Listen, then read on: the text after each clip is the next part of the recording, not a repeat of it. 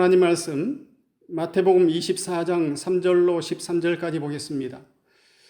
예수께서 감난산 위에 앉으셨을 때에 제자들이 조용히 와서 이르되 우리에게 이르소서 어느 때 이런 일이 있겠사오며 또 주의 임하심과 세상 끝에는 무슨 징조가 있사오리이까. 예수께서 대답하여 이르시되 너희가 사람의 미혹을 받지 않도록 주의하라. 많은 사람이 내 이름으로 와서 이르되 나는 그리스도라 하여 많은 사람을 미혹하리라. 난리와 난리 소문을 듣겠으나 너희는 삼가 두려워하지 말라. 이런 일이 있어야 하되 아직 끝은 아니니라. 민족이 민족을 나라가 나라를 대적하여 일어나겠고 곳곳에 기근과 지진이 있으리니 이 모든 것은 재난의 시작이니라. 그때 사람들이 너희를 환난에 넘겨주겠으며 너희를 죽이리니 너희가 내 이름 때문에 모든 민족에게 미움을 받으리라. 그때 많은 사람이 실족하게 되어 서로 잡아주고 서로 미워하겠으며 거짓 선지자가 많이 일어나 많은 사람을 미혹하겠으며 불법이 성함으로 많은 사람의 사랑이 식어지리라. 그러나 끝까지 견디는 자는 구원을 얻으리라. 예수님께서 제자들에게 성전의 기능이 멈춰버린 이 예루살렘 성전이 멸망할 것이다 라고 가르쳐 주셨습니다. 예루살렘 성전은 하나님이 계시지 않는 강도의 소굴이었습니다. 예수님이 보셨을 때 강도의 소굴이었기 때문에 멸망할 수밖에 없다. 그래서 제자들이 깜짝 놀라가지고 어느 때 이런 일이 있겠습니까? 또 주의 임하심과 세상 끝날에는 무슨 징조가 있겠습니까? 3절에 이렇게 예수님께 물었습니다. 그래서 예수님께서 여러 가지 징조들을 가르쳐 주시고 말씀해 주시고 그 징조가 임할 때에 어떻게 하는 것이 어떻게 해야만이 그 징조를 헤쳐나갈 수 있는가에 대한 대처법도 제자들에게 가르쳐 주신 것입니다. 예수님께서 가르쳐 주신 이 말세의 징조들이 약 5가지가 있는데 이러한 징조들이 나타나는 것은 교회가 제 사명을 감당하지 못했기 때문에 그렇습니다. 교회가 제 기능을 감당하지 못했기 때문에 이 5가지 정도의 말세의 징조가 나타나는 겁니다. 교회는 세상의 질서를 잡아주고 세상을 밝혀주고 또 사람과 사람 사이를 화목하게 하는 기능을 하는 것이 교회입니다. 근데 교회가 제 기능을 감당하지 못하면 세상은 질서가 무너지고 사람들은 악해지고 질서가 깨집니다. 그래서 하나님께서 심판을 하실 수밖에 없지요. 예수님이 아니면 안 되기 때문에 예수님이 오시는 것입니다. 교회가 제 기능을 감당하지 못하는 멸망할 수밖에 없는 세상 끝날의 징조, 그 세상 끝날의 징조 가운데 첫 번째는 적그리스도가 나타나가지고 사람을 미혹한다는 겁니다. 오늘 본문 4절과 5절에 보면 예수께서 대답하여 이르시되 너희가 사람의 미혹을 받지 않도록 주의하라. 많은 사람이 내 이름으로 와서 이르되 나는 그리스도라 하여 많은 사람을 미혹하리라 했습니다. 예수님의 이름으로 와서 나는 그리스도라 하는 사람들이 많이 생긴다는 겁니다. 자칭 하나님, 많은 사람들이 미혹을 당한다라는 말은 속아 넘어간다는 겁니다. 속는다. 거짓말에 속는 것이지요. 많은 사람이 예수님의 이름으로 와서 사람들을 미혹할 때 미혹을 당하지 않으려면 하나님의 말씀 위에 굳게 서야 합니다. 하나님 말씀 위에 굳게 서면 바른 진리 생활하면 미혹을 당하지 않습니다. 미혹을 당하는 이유는 하나님의 말씀이 바르게 정립되어 있지 않기 때문에 미혹을 당하는 것입니다. 하나님 말씀을 바르게 배우는 것이 굉장히 중요한 것입니다. 그 다음에 미혹을 당하는 이유는 무엇이냐면 욕심 때문에 그렇습니다. 세상에 있는 것을 사랑하기 때문에 요한일서에 보면은 세상에 있는 것을 사랑하면 아버지의 사랑이 거기 있지 않다고 그랬습니다. 육신의 정욕, 안목의 정욕, 이생의 자랑 때문에 욕심이 이끌려가지고 미혹을 당합니다. 세상이 마음속에 들어오면 미혹을 당해요. 자기중심, 또 세상 쾌락중심, 거기에 이끌려서 미혹을 당하게 되지요. 하와가 마귀에게 미혹을 당해가지고 선악과를 따먹었습니다. 선악과를 보니까 먹음직하고 보암직하고 또 지혜롭게 할 만큼 탐스럽게 한지라 욕심이 들어오는 거지요. 그래서 선악과, 하나님이 금하시는 이 선악과를 따먹게 되는 것입니다.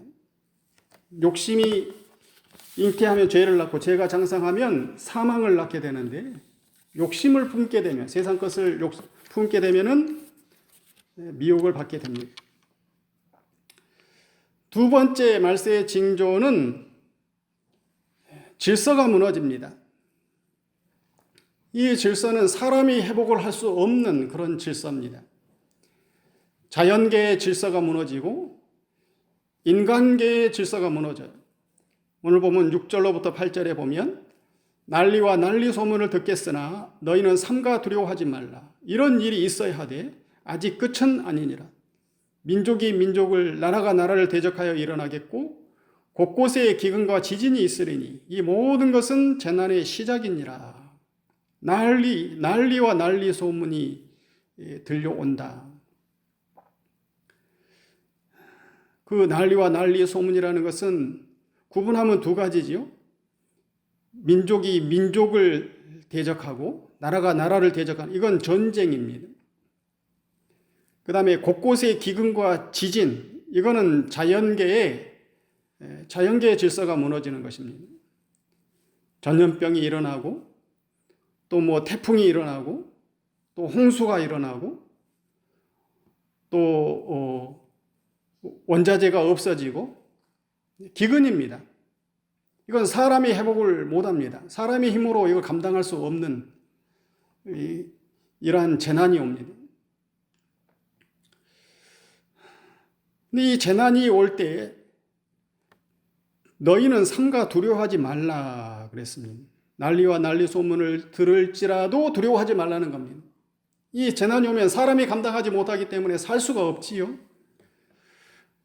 폭동이 일어나고 전쟁이 일어나고 각종 기근과 지진, 전염병, 말할 수 없는 그런 큰 혼란, 세상이 불안정한 그런 가운데서도 예수님은 우리에게 두려워하지 말라는 겁니다.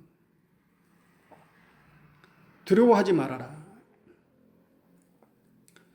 하나님을 의지하고 전지전능하신 하나님께서 내 편이시고 나를 지키시고 보호하시는 것을 확실히 믿고 하나님의 약속, 하나님이 말씀하신 것을 굳게 붙들고 사는 사람, 그 사람은 두려워하지 않습니다. 믿음이 없으면 하나님이 보이지 않고 세상 사회의 현상이 보이기 때문에 혼돈하는 세상이 보이면 마음속에 두려움이 생깁니다. 베드로가 물 위를 지나가다가 예수님만 바라보고 나아갔을 때는 물 가운데 들어가지 않았지만 예수님 바라보지 않고 험한 물결을 바라보니까 물 가운데로 들어가는 것이지요. 두려움이 생기는 겁니다. 믿음이 없는 자에 왜 두려워하였느냐? 두려워하는 것은 믿음이 아닙니다. 세상을 바라보면 험한 물결, 사회적인 현상 바라보면 두려워할 수밖에 없습니다. 그러나 그런 가운데서도 하나님 붙들면, 하나님 바라보면 두려움을 극복할 수 있습니다. 믿음은 하나님만 바라보는 것이 믿음입니다. 그 다음에 세 번째 말세의 징조는 사람이 악해집니다. 9절로부터 10절에 보면 그때 사람들이 너희를 환난에 넘겨주겠으며 너희를 죽이리니 너희가 내 이름 때문에 모든 민족에게 미움을 받으리라. 그때 많은 사람이 실족하게 되어 서로 잡아주고 서로 미워하겠으며 말세가 되면 종말의 때에는 세상적인 가치관과 성경적인 가치관이 아주 극심한 대립을 이루게 됩니다. 양보가 없는 싸움을 하게 됩니다. 근데 누가 이기게 되느냐? 누가 다수결이냐? 세상적인 가치관으로 살아가는 사람들이 대부분의 다수결입니다. 성경의 가치관을 가지고 살아가는 사람들은 소수가 되어가지고 힘에서 밀립니다. 그래서 환난에 넘어가게 되고 심지어는 죽게 되고 예수님 이름 때문에 모든 민족에게서 미움을 받게 됩니다. 그래서 많은 사람들이 실족하게 되고 서로 잡아주고 서로 미워하는 그런 세상이 된다. 아주 무서운 세상입니다. 모든 민족에게서 미움을 받게 됩니다. 요즘 코로나 시국 때문에 기독교인들은 설 자리가 없습니다. 교회는 뭐 바이러스의 원상이 된 것처럼 세상으로부터 그렇게 따가운 눈촉을 받고 예수 믿는다는 소리를 하면은 밥도 같이 안 먹어줍니다. 대화도 나누지 않아요. 왕따를 합니다. 정죄를 하고 비판을 하고. 교회가 이런 상황에까지 이르렀습니다. 기독교를 개독교라고 그러고 목사를 먹사라고 그러고 범죄의 집단으로 그렇게 세상은 몰아가고 있는 것 같습니다. 모든 민족에서 미움을 받는다는 겁니다. 모든 민족에서 미움을 받는데 우리 예수 믿는 사람들은 원수 갚지 않고 싸우지 않고 믿음을 지키는 것이지요. 원수 갚는 것은 하나님께 맡겨놓고 믿음을 지키는 것입니다. 우리는 언제나 기도해주고 그 사람들을 위해서 또 사랑하고 배려하고 섬기는 생활. 이것이 우리 예수 믿는 사람들의 생활이에요. 원수 갚는 것은 우리의 생활이 아닙니다. 선으로 악을 이겨야 되겠지요. 믿음을 지켜야 됩니다. 많은 사람이 실족하게 된다고 그랬습니다. 실족하지 않는 것이 중요합니다. 이런 현상은 오게 되어져 있어요. 이런 현상이 오는 줄을 우리가 알고 대비하고 깨어 근신하면서 지혜롭게 살아야 됩니다. 두려워하지 말고 믿음을 지키면서 살아야 되겠죠. 하나님은 이런 시험을 허락하셨습니다. 추수 때가 되면은 주인이 알곡이 맺혀진 곡식들을 갖다가 무참하게 베지요. 칼로 낫으로 베버립니다. 낫으로 베서 탈곡기에 집어넣어 버리는 잔인해지는 형체가 없어져 버립니다. 그러한 추수는 심판을 가리키는 겁니다. 그 추수 심판이 이제 끝나고 나면은 알곡하고 가라지는 구분이 되는 것이지. 하나님이 시험을 허락하시는 것은 알곡과 가라지를 구분하시기 위해서 하나님은 시험을 허락하시는 것입니다. 실족하지 않은 것이 중요합니다. 대부분의 사람들이 실족을 해요. 하나님이 허락하신 겁니다. 하나님이 허락하시지 아니하시면 참새 한 마리도 땅에 떨어지는 법이 없습니다. 하나님이 모든 것을 다 허락하시는데 이 하나님이 허락하시는 시험은 감당할 시험만 하나님이 허락하십니다. 고린도서 10장 13절에 보면 감당할 시험을 하나님이 허락하셨고 감당치 못할 시험을 하나님께서 허락하신 적이 없습니다. 또 감당하지 못할 것 같으면 하나님이 피할 길을 주신다고 그랬어요. 능히 감당하게끔 하신다고 그랬습니다. 능히 감당할 만한 시험입니다. 능히 감당할 만한 시험인 줄 알고 그러한 시험이 올 때 시험 들지 말고 그 시험을 믿음 지킴으로 인해서 이겨나가는 저희들이 되어야 되겠습니다. 하나님의 말씀을 굳게 붙들고 전지전능하신 내 편이 되어주시는 하나님을 붙들고 모든 시험을 이기면서 대처해 나가면서 승리할 수 있는 우리 교인들이 되어야 되겠습니다. 그 다음에 네 번째 말세의 징조는 거짓말이 난무하는 세상이 된다는 겁니다.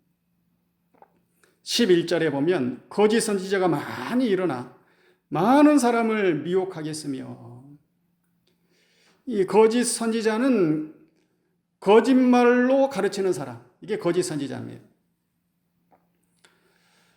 선한 것을 악하다 그러고 악한 것을 선하다 그러고 광명을 흑암으로 이렇게 치부하고 흑암을 광명으로 삼고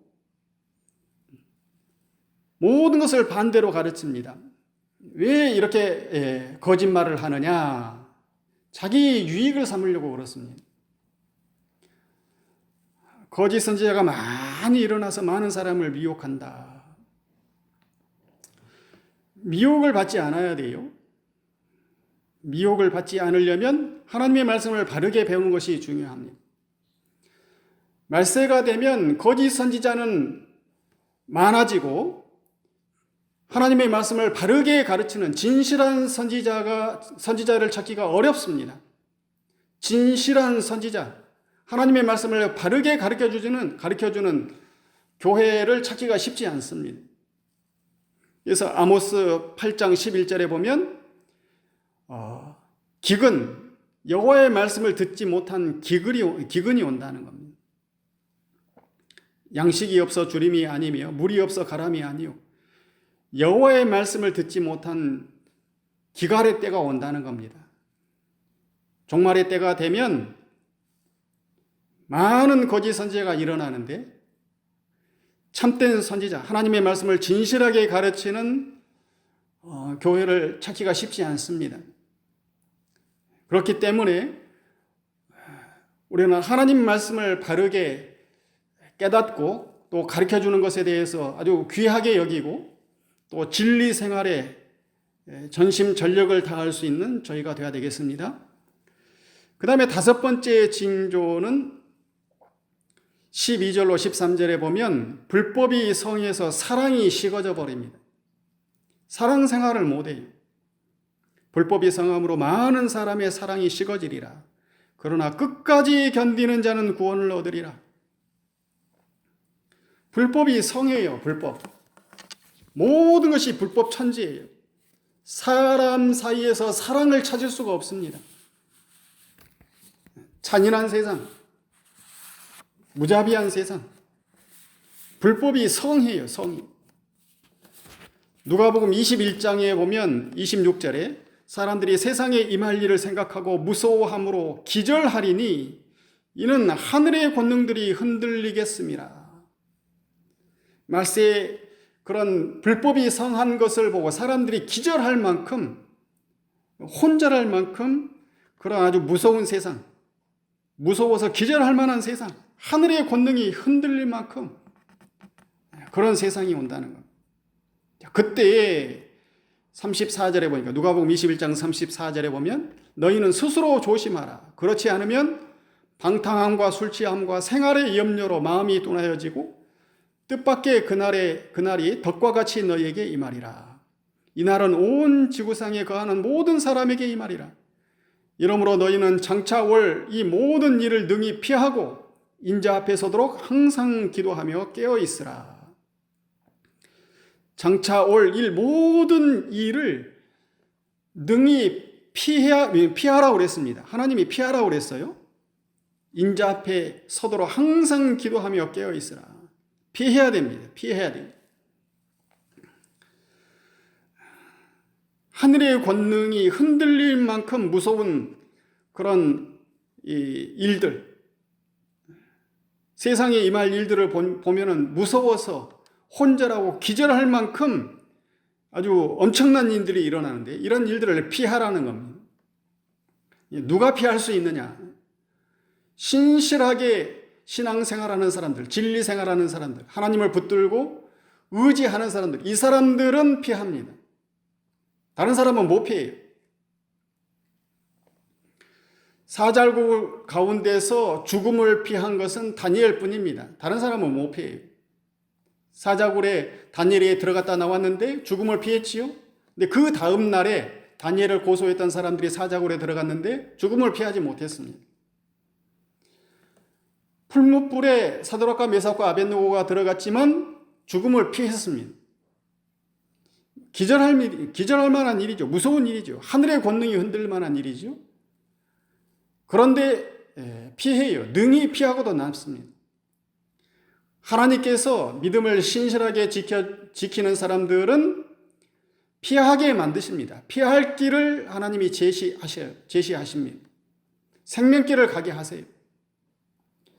요셉이 애굽의 종으로 팔려가고 또 애굽의 감옥에 들어가는 것은 그거는 살아서 나올 수 없는 그런 곳에 빠진 것인데 하나님이 피할 길을 주시는 거죠. 피할 길을 주셔서 총리가 되잖아요.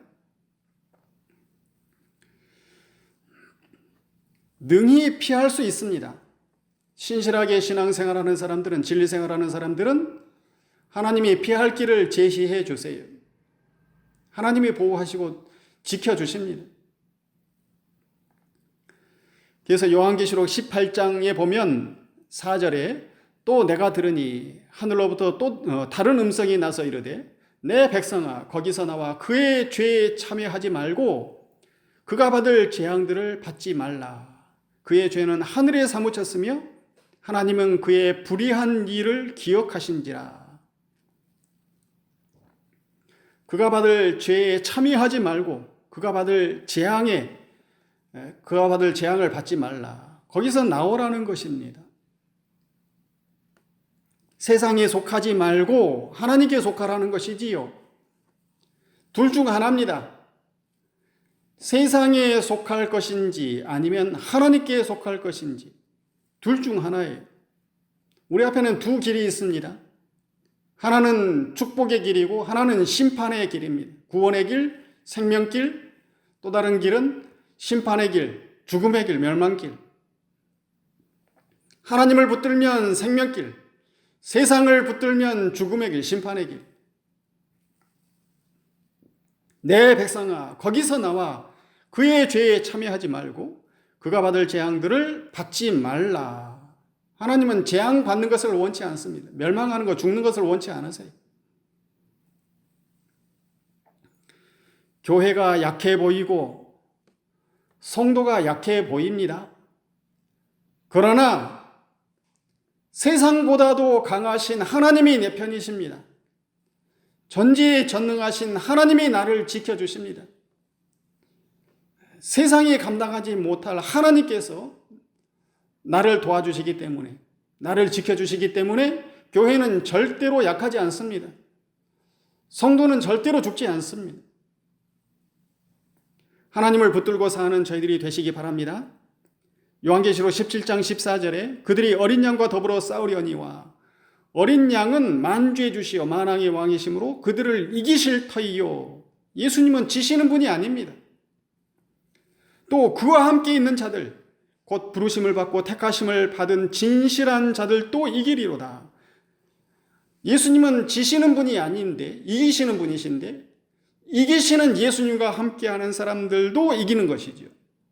부르심을 받고 택하심을 받은 진실한 자들이 이깁니다. 진실한 자들이 이기는 거예요. 하나님 말씀을 진실하게 믿고 그대로 진리 생활하는 사람들은 지지 않습니다. 이기면서 삽니다. 우리 신가절교에 속한 성도들은 이기면서 사는, 세상 어떤 일을 만나도 이기면서 사는 우리 신가절교에 속한 모든 성도들이 다 되어야 하겠습니다. 다 같이 통소로 잠시 동안 기도하시겠습니다.